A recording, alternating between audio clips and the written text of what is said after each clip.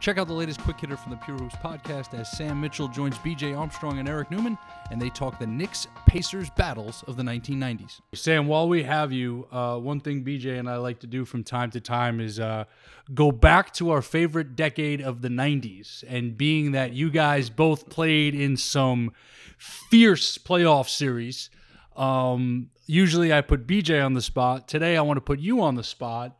And one of the most underrated conference finals, I think, ever, but specifically of the 90s, is one you participated in with the Indiana Pacers in 1994 against the New York Knicks. Can you take us back to that series and how fierce it was, that matchup, the style of play, the trash talk, the personalities, and just how competitive that was? Man, when I say this, and BJ understand this, when I say we hated the Knicks and they hated us, we hated them. I was at a party in the off-season in the summertime, in Atlanta, Georgia, my state, and a couple of Knicks players came. And I left the party to go get my boys because we were going to start a fight. We did not stand the Knicks. So when you talk about, look, we used to sit in the locker room before the game, and this was our mantra. I don't care how many fouls you have in the first quarter. Anybody come to the hole, you take them out, period. Because our team was deep. Larry Brown could go 12 deep on our team.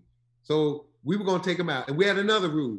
Every time they hit Reggie, no matter who it was, we didn't hit the guy that hit Reggie. We took it out on Patrick. And we would tell Pat. Every time we thought somebody hit Reggie a little too hard, we come down on Patrick even harder. So we hated each other, and we knew the first team to 90 points were going to win. Our meetings were, look, no layups, none. See, I don't care if you got 3 fouls in the first quarter. If you're in the game and somebody drives to the hole, you put them on the ground. Forget a foul.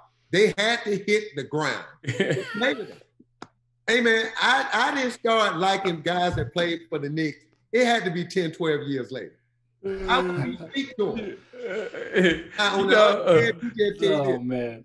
Charles Oakley was the first guy to start that stuff fouling people after the whistle was blown. Oakland lay you out, man, and they would never call it. Yep. So, I mean, we just hated each other, man. And the thing about it is I'm glad the rules have changed because it wasn't basketball. It was survival. Like, it was literally survival. And the one thing that we did used to say all the time, if we could force the Knicks to play basketball, we felt like the Knicks wanted to roughhouse you. And Larry Brown wanted to play basketball, right? He wanted free-flowing. He wanted hands off, ball moving, popping, you know. And Pat Riley wasn't going to let you do that because Pat Riley knew the team he had, they couldn't play that way, right? We had ballerinas. They had guys, I don't know what you call them, flogging in the mud or running on the beach and sand. And Pat Riley understood that if the game became down to skill and basketball, we blow them off the floor. So, but we understood the only way that we could stay in the game with them, we had to try to match their physicality because physically we wasn't as physical as they were and they weren't as big as they were. So it was really a stretch for us to step outside of our comfort zone to play, had to do that in order to combat what they were doing to us.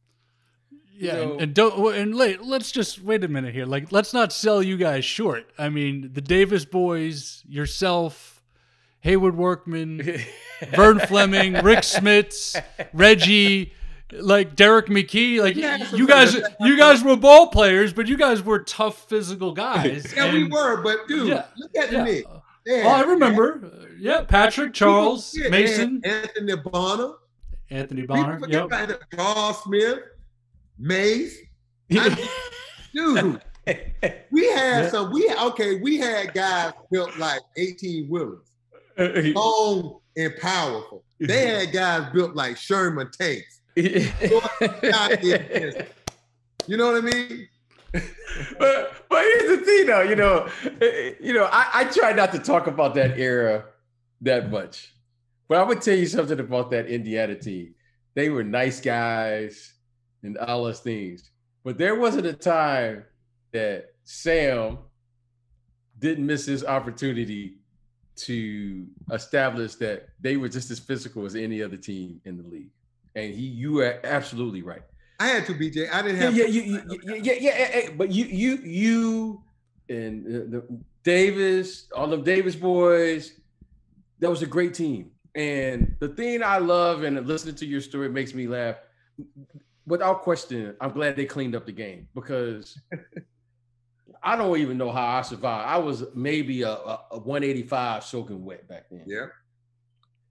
But I'm going to tell you something. Every time I see somebody, you or Oak, the respect that all of us have for one another when we see each other. We went through it. Because I expected for you to hit me. And I expected that. Like, it wasn't like I didn't need to fight you. No. I knew you was going to hit me. Yes. And when you went to the basket, you knew I was going to foul you. Yes. You knew and that's the funny thing about it. There was a mutual respect where now guy get hit down, he want to fight. They want to like I knew Sam was going to come over and he was going to try to run me over on the screen. Hey, PJ, you know what night, man? You know, people didn't mess with Derrick Coleman too much. Right. I chased Coleman down one night, and I hacked him hard. He turned around all pissed off, and he saw me. He was like, oh, Sam? Oh, okay. Because he knew that's what I do. I wasn't going to give you no layup. He knew that, like we knew Oak was going to lay you out. Lay you out. That was understood. What you surprised, that's what Oak do. So you just get up and keep it moving. It just makes me laugh because everybody understands that. It's just like, what's wrong with that? Like, okay, that's what he do. I'm going to fire you after the whistle. That's what he's going to do. I'm going to take every opportunity to give you a cheap shot. Every opportunity, so you knew that. We hope you enjoyed that quick hitter presented by Pure Hoops Media. Check out the Pure Hoops podcast with BJ Armstrong and Eric Newman each and every Friday. Stay pure.